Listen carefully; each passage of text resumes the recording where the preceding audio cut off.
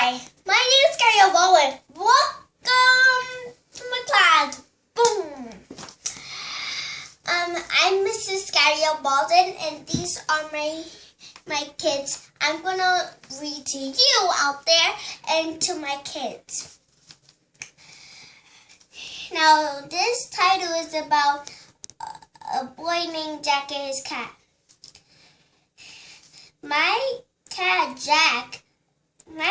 Jack likes rats. When he sees a bat, he runs.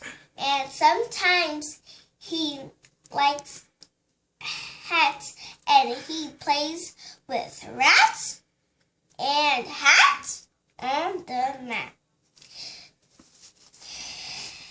This is the end of the story. One day, I asked my mom if I can get a bunny at the bunny store. She gave me money to get me a bunny. I got the blue bunny. And it was nice. I went home. I went into my bedroom. I got honey for my bunny.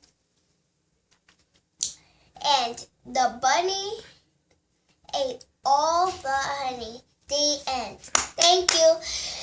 Listen to poems.com. Go to my website, Garrielle TEACHING, Facebook.com. See ya!